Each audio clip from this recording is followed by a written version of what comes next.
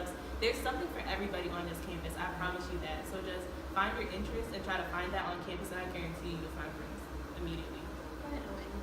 Look, I dealt with something similar. Like, I kind of felt like when I first came to Howard, like, I didn't belong. I didn't have, like, yeah, I wasn't supposed to be here. And then I did alternative spring break, and that's where I kind of saw, like, my life kind of changed around in the sense. Like, I met, like, some really good friends, and my friends to this day. Hey, y'all, hope y'all watching. Anyway, and, like, you really have to do something that you have to get out of your comfort zone. Stay in your room all day. Not gonna help you get to that place you need to be. So just branch out, look at go to little interest meetings, just do stuff on campus, and you're gonna see like stuff really start to change around. I would just say like, but I'm gonna go off of like Lauren's point.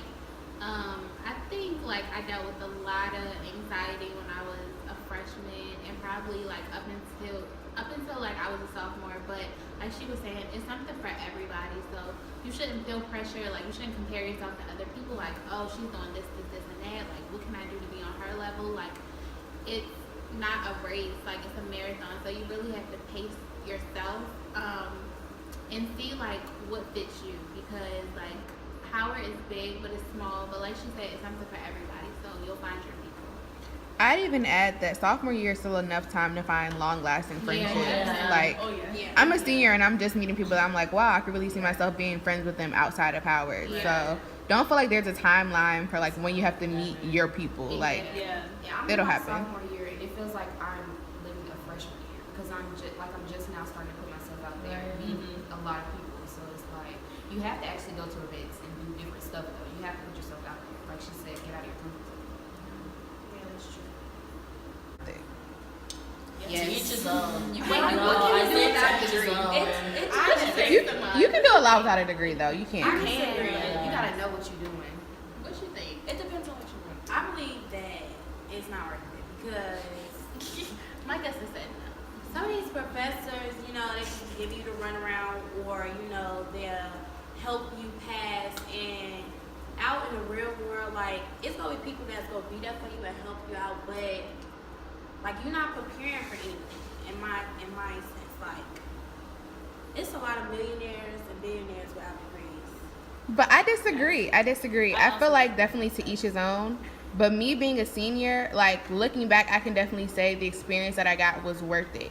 Even outside of the degree, the people that I met, like they are not lying when they say the yard is the place that you network. Like I literally have a client right now that I met just because she went to Howard. And it's like, if she blows up as a designer, I'm be like, okay, my first client was so-and-so. Yeah. But I just feel like the connections that you, especially at Howard, I definitely feel like the connections that you make are worth it. And the lessons that you learn are worth it. Because even sometimes at my internships, I'm like, bro, what college did y'all go to? Because this is like freshman year, first day stuff. Like, you really come out knowing your stuff if you really take advantage of it. But I also feel like some stuff you don't need a degree for. Like, if you truly want to be a musician and you are talented, I don't think you need to go to Howard and send out your SoundCloud link. Maybe you need to be focusing your efforts on finding like a good producer. But I think, yes, for certain people. Yeah, if you don't have something concrete that you know you don't need a degree for, don't be out here just saying like, you know, blah, blah, blah, blah, blah. Like college is, there's a lot of jobs out here that you can't get without a degree. So apart from just a degree though, like college has this, or Howard has this very like, you know, the competitive like atmosphere a lot of the times. And I used to get annoyed by that, but now I'm like, when I get out into the real world, this has prepared me a lot because outside, like, it's, you gotta get it how you get it. You know what I mean? Like, That's true. I was always told that a lot of the times the connections you make in college are sometimes more valuable than your degree. 'Cause someone could remember you or remember how you treated them and be like, oh, I remember you, I went to school with you. Okay, well, I'm gonna, you know, help you out. I'm gonna help you get to where you want to be, whatever. And then it also depends on what you want to do. Like, if you want to be a doctor, yes, it's worth it to go to college. Like, if you want to be a lawyer, yes. Don't be go to like that college. boy that was out here operating on people and he was not a real doctor. It depends on Don't what do you that. want, but, like, some people, well, like she said, like, a lot of millionaires, like, never went to school. Like, if you know, are going to be interested in, like, entrepreneurship, you might not need a degree for that. If you know what you're doing, you have your stuff together already. but you also don't know the opportunities that those people got. So like everybody's Exactly. doing the same things. Exactly. I think college is worth it. Absolutely.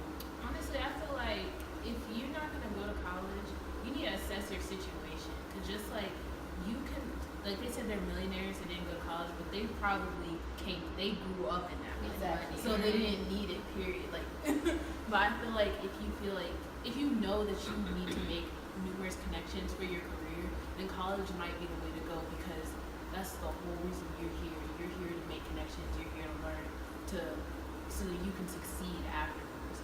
But like, just be aware that if you don't choose college, it's not that you're not gonna make it, because a lot of people out here do make it without dropping 40K a year. Without dropping 40K a year, but just know that you're gonna have to put in a lot more work in ways that you might not have expected. A lot of people don't make it. But I also feel like college isn't for everybody. I do feel that. But I also feel like you have to have a game plan. It shouldn't just be like, I'm graduating high school, and it's some people that go to college and they don't know what they want to do. And I feel like that's problematic too. Like, you can't just look at college as the end-all be-all solution, because there's people out here that's wasting their parents $100,000 after these 4 years, and they graduate and they like, I got this degree, but I'm about to apply to Burger King. Like, no, I feel like whether you go to college or not, you need to have a game plan and figure out what you want to do and genuinely work in a field that makes you happy. To each his own, like I said. I feel like as trying to figure out how I want to say this. As Black women and men, we do need something to back us up.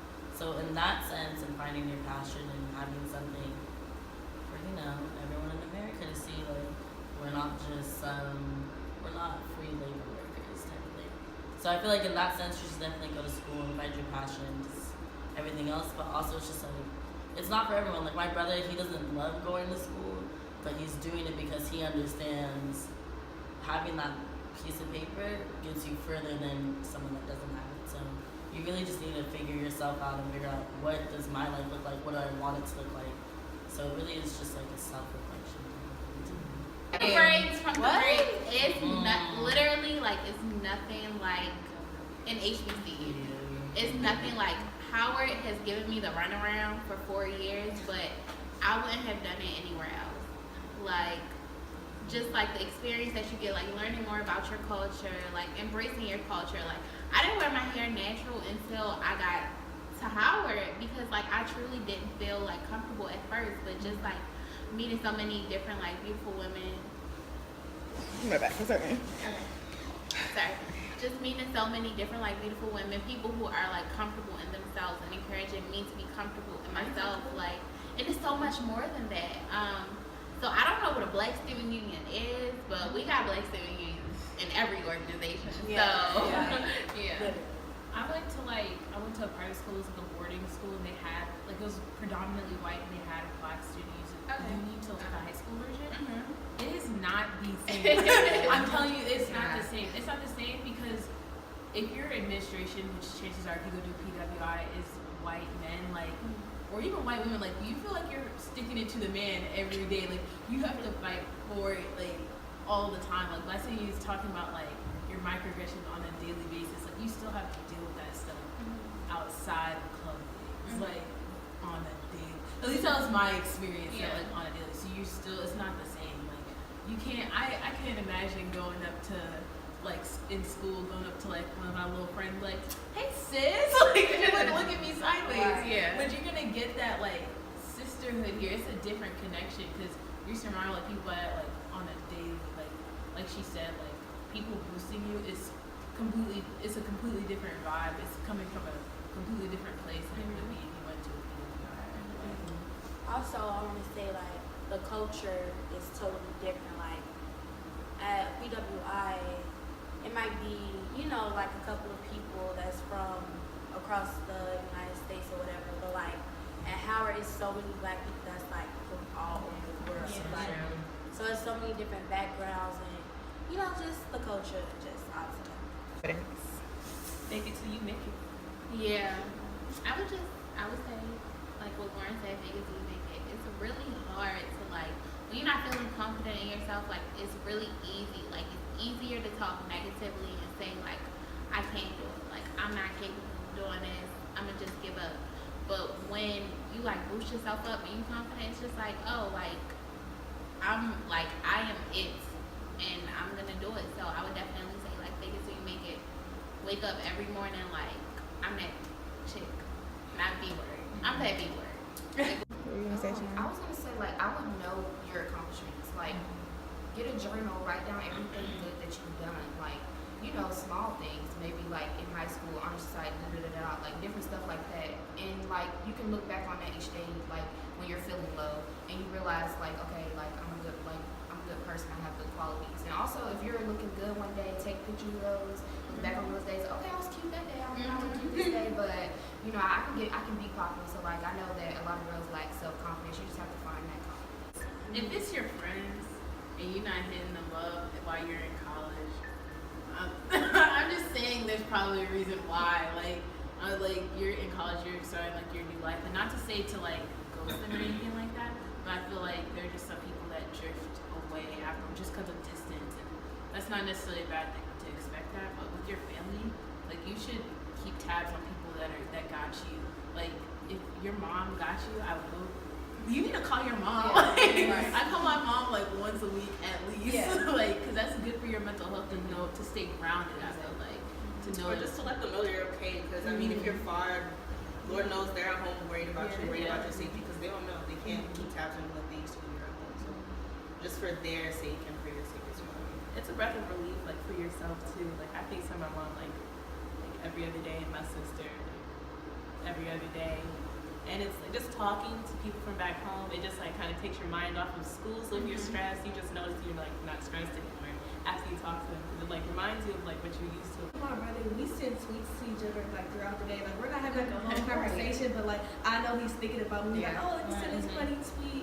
Or even like in our family group chat, me and my brother will send like memes and stuff. And it's just like, you know, like just keep it in like kind of not constant contact, but you know, just do a little thing just to like remind your family, like, hey, I think about you. Yeah, that's true. I think it's important to keep in mind that when it comes to college, don't forget that your family is, like Diana said, like they're the ones that got you, they're the ones that are looking out for your best interest. So coming here, you find your friend group, you find people that you think care about you, but you'll always know that your family genuinely has your best interest at heart. Yeah, unconditionally. So just make sure that when you have problems, they should be the ones you go to. Even if you go to your friends too, but like make sure you always touch base with your family, because you always